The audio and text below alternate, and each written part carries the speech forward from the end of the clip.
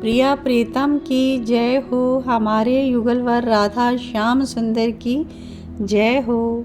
सभी भक्तों का स्वागत है कृष्णा डिवोशन चैनल पर। और चैनल के माध्यम से हम सभी साथ जुड़कर भगवान श्री कृष्ण की लीला कथा का आस्वादन कर रहे हैं। भगवान की कथा भक्ति में अग्रसर करती है, पापों को विमुख करती है, पापों से हमें बचाती है और भगवान की शरणागत होने से ही हमें भगवान की प्राप्ति सहज हो सकती है।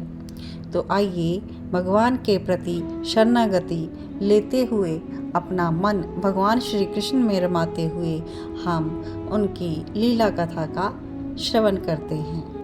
कृष्ण चरित अमृतम के पिछले भाग तक हमने श्रवण किया कि भगवान श्री कृष्ण ने किस प्रकार से भौमासुर के आतंक से सभी कन्याओं को बचाया और उनसे विवाह भी किया।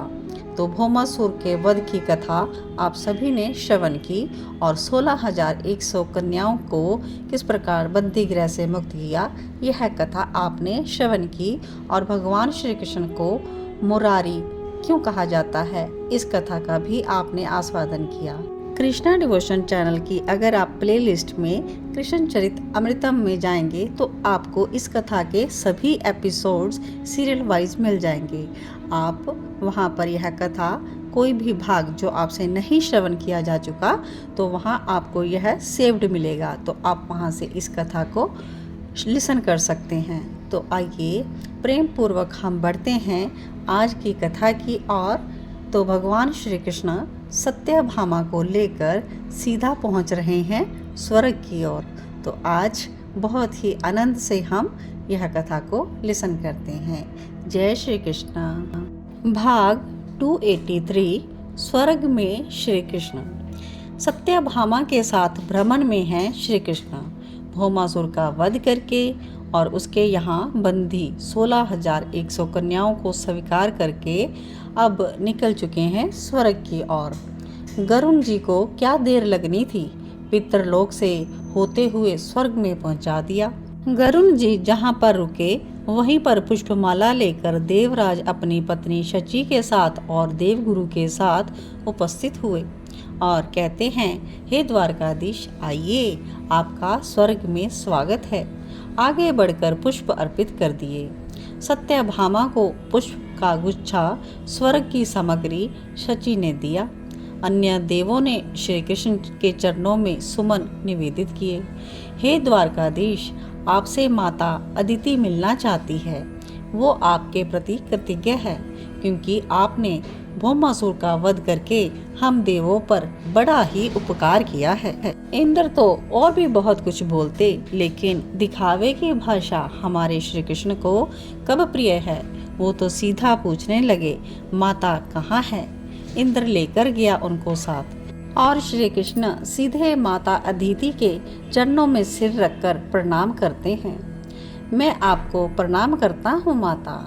माता ने कहा, ओहो मेरे वामन, मेरे उपेंद्र, और माथे को चूमा। अदिति माता ने।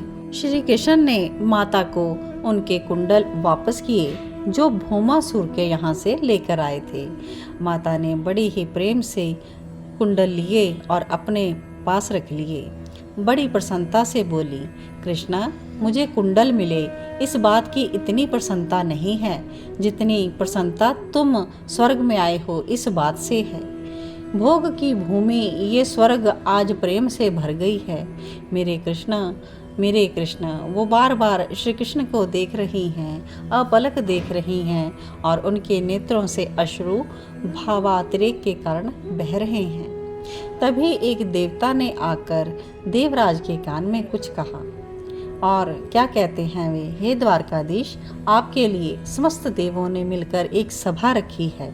आपका सम्मान कुछ रंजन करेंगे। माता अदिति को प्रणाम करके अब श्री कृष्ण उठे। इंद्र ने अपनी पत्नी शची से कहा कि आप रानी सत्यभामा को अपने महल में ले जाइए और स्वर्ग भी दिखाइए। सत्यभामा ने श्री कृष्ण की ओर देखा तो श्री कृष्ण ने नेत्रों से उन्हें जाने के लिए कह दिया। तो सत्यभामा तो शची के साथ उनके महल में चली गई। शची में अहम है पर है तो है। सत्यभामा ने उस ओर ज्यादा ध्यान नहीं दिया। शची ने सत्यभामा को अपने महल में लाकर नीचे बैठने को कहा। सत्यभामा ने सुनते हुए भी अनसुना कर दिया और शची के सिंहासन में जाकर बैठ गई। शची की इतनी हिम्मत तो थी नहीं कि सत्यभामा को सिंहासन से उतार सके और कहने लगे कि बड़े वीर हैं हमारे पति देवराज, उनके समान और कौन होगा। ये शची कह रही है सत्यभामा को सुनाकर, और यह सुनकर सत्यभामा हंसने लगी। तो शची पूछती है, हंसती क्यों हो? सत्यभामा का हंसना शची को अच्छा नहीं लगा और सत्यभामा जी आंचल में मुंह छुपाकर हंसते हुए साथ में कहती हैं, क्यों हंस नहीं सकते क्या तुम्हारे स्वर्ग में? अकारण कौन हंसता है, कोई तो कारण होगा, शची पूछ रही है।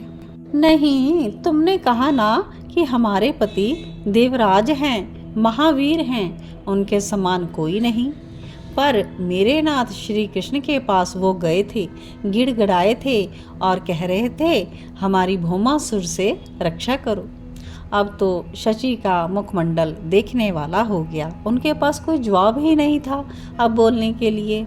तभी बाहर से एक दासी आती है फूल लेकर और सत्यभामा जी से पूछती है कि ये आपके केश में लगा दूं पुष्प?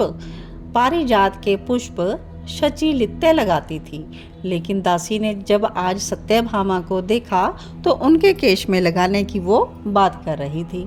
दासी की इस बात को सुनकर शची बहुत ही क्रोधित हो गई दासी के ऊपर और क्या कहती है, क्या तुम्हें इतना भी पता नहीं कि ये पुष्प देवों के लिए हैं, मानवी के लिए नहीं?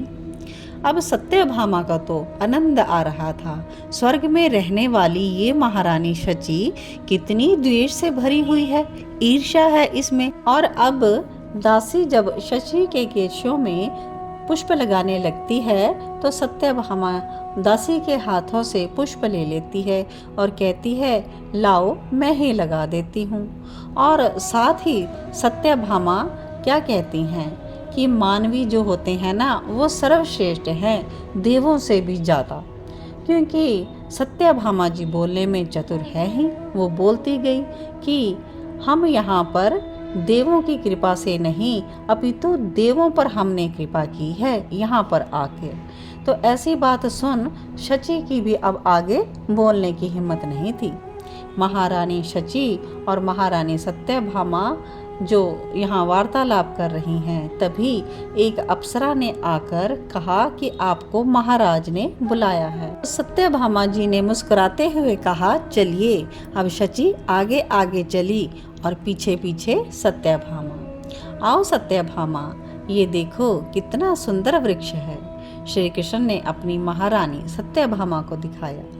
इसके पुष्प कितने सुंदर, कितने सुगंधित है। पुष्प को लेकर श्री कृष्ण सूंघ रहे थे। ये पारिजात का वृक्ष है प्रिय। सत्यभामा ने पुष्प को तोड़ा, सबके सामने वृक्ष में से आगे बढ़कर तोड़ा और इतना ही नहीं, श्री कृष्ण को हंसते हुए वृक्ष के नीचे खड़ा करके उस पारिजात को जोर से हिला दिया और श्री कृष्ण के ऊपर पुष्प झर रहे थे। अब इस दृश्य को देखकर सभी देव गदगद हो रहे हैं, लेकिन शची, सत्यभामा शची को देख रही है, उसी को तो दिखाने के लिए, उसका अहंकार तोड़ने के लिए ये सब कर रही थी सत्यभामा। अब श्री कृष्णा सत्यभामा के स्कंद में हाथ रखते बोलते हैं, अब चले प्रियतमा। लेकिन सत्यभामा हाँ कहते कहते रुक गई कि ये पारिजात अगर द्वारका में जाकर लगा दिया जाए तो द्वारका की शोभा बढ़ जाती। नाथ स्वर्ग में आए हैं, प्रद्युम्न और उनकी पत्नी आदि सब पूछेंगे कि स्वर्ग से क्या लाए हो। यह सब बात करते हुए सत्यभामा शची की ओर ही देख रही थी। अब श्री कृष्ण ने सत्यभामा से पूछा, ये पारिजात तुम्हें प्रिय लगा? और शची सबके सामने अपने पति इंद्र का हाथ पकड़कर ले गई और दूर जाकर बोलती है, स्वर्ग की वस्तु पृथ्वी में नहीं जानी चाहिए। इधर सत्यभामा जी कह रहे हैं कि मुझे तो यह पारिजात का वृक्ष पृथ्वी में ले जाना है, और इंद्र से कह रही हैं शची कि स्वर्ग की वस्तु पृथ्वी में नहीं जानी चाहिए। अरे देवराज, इधर आओ, देखो ये पारिजात हम द्वारिका ले जाएंगे। अभी तो श्री कृष्ण पूरी बात नहीं बोल पाए थे। तो क्या कहते हैं इंद्र? द्वारकेश, स्वर्ग की वस्तु को पृथ्वी में मैं नहीं जाने दूंगा।